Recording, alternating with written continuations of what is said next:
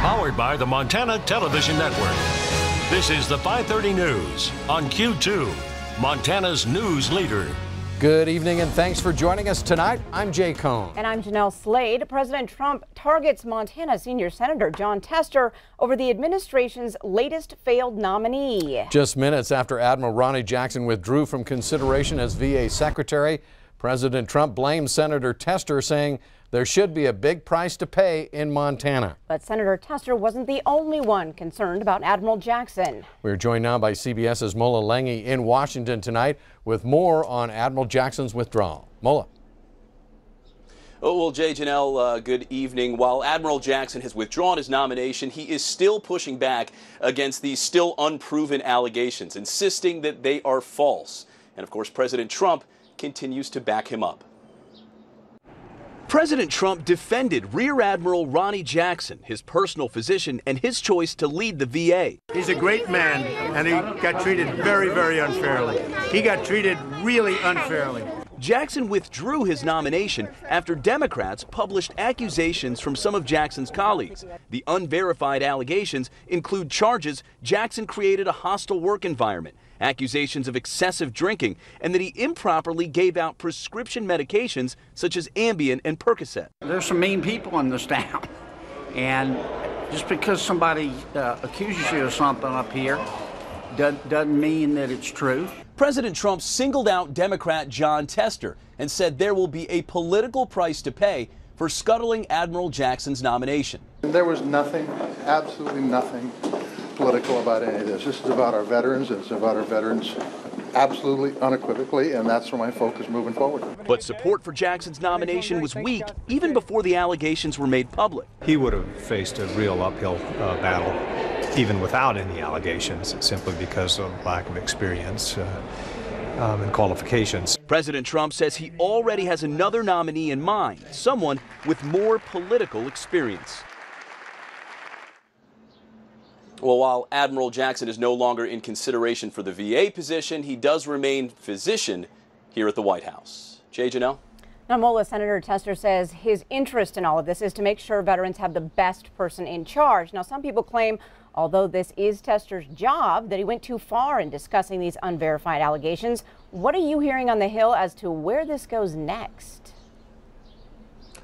Where it goes next is, if history is any lesson, and if you take the president at his word, in the short term, Tester will very likely become a political punching bag for President Trump. Also in the short term, of course, the VA will remain without a permanent leader until someone is nominated and ultimately confirmed. But in the long term, what no one wants to see on the Hill and really throughout Washington is for this position, this VA position, to become some sort of political football. It's one of the few positions in Washington and really the only one in the president's cabinet that does not typically get caught up and bogged down in the petty politics of this town. VA nominees typically get broad bipartisan support through the confirmation process and while they serve at the behest of the president. So, what happened to Jackson is not normal.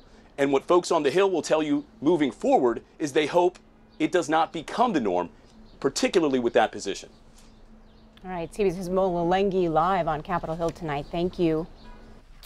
Well, as mentioned, President Trump did lash out at Senator Tester. It happened during an interview with Fox News this morning as he continued to defend Admiral Jackson. Anchors on Fox and Friends asked him, do obstructionists win when your nominees don't fight back? He's an admiral, highly respected, a real leader. And I watched what Jon Tester of Montana, a state that I won by like over 20 points, really, they love me and I love them. And I want to tell you that Jon Tester, I think this is going to cause him a lot of problems in his state. Jackson's failed nomination and Tester's involvement will likely be front and center tonight in Helena. That's where the 4 Republican Senate hopefuls will face off in what will likely be their last full-scale debate before the June 5th primary. Chief political reporter Mike Dennison brings us a preview of tonight's face-off. The 4 candidates vying for the Republican nomination to take on Democrat Jon Tester this fall are Big Sky businessman Troy Downing, former State District Judge Russell Fagg of Billings, State Senator Al Olszewski of Kalispell, and State Auditor Matt Rosendale. Republican voters will choose the nominee in the June 5th primary, but some voting actually starts in just 2 weeks when absentee votes go out in the mail on May 11th.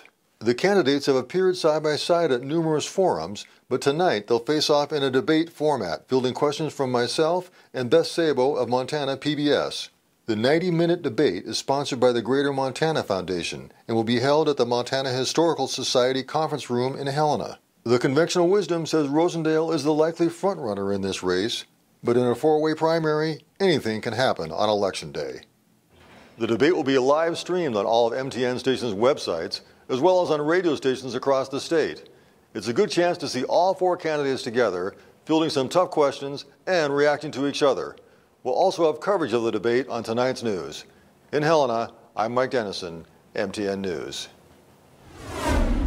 Thanks, Mike. And as Mike just said, you can watch a live stream of the GOP debate tonight on KTVQ.com. That begins at 7 p.m. You'll be watching for a full recap on tonight's 10 o'clock news. The Yellowstone County Sheriff's Office today out with new details surrounding the death of a woman whose body was found in the Yellowstone River on Sunday. This as detectives now ask for the public's help in solving the crime. Q2's Samantha Harrelson has the latest for us tonight. Sammy. It was near here at Two Moon Park where the body of Harriet Wilson was found. On Sunday afternoon, someone reported seeing a body floating in the water. Sheriff's deputies responded and found 42-year-old Wilson. While Sheriff Linder says there are no obvious signs of foul play, an autopsy showed there was some trauma before death. The sheriff's office is investigating this as a homicide and is now asking for the public's help with any information about Wilson or her whereabouts in the hours and days before her death. The autopsy indicated some injuries that we find suspicious, not necessarily indicating that there was foul play, but we want to make sure. So if there's anybody out there that can give us any information, again, about her whereabouts, who the people she might have been hanging with in the hours or days before, we'd certainly like to have that information.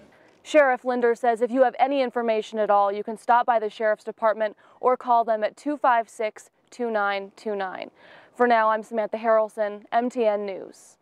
Thank you, Sammy. Sheriff Linder notes that all suspicious deaths are investigated by his department as potential homicides. To err on the side of caution, that, he says, ensures that proper procedure is followed in the case where the death may be ruled to be a homicide.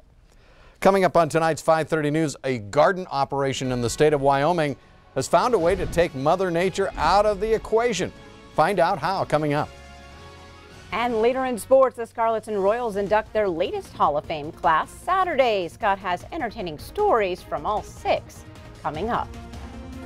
And coming up in weather, the temperatures are starting to rise, the storms are gone, and now Montana's getting ready for the good stuff. We'll tell you more about that coming up in a few more minutes.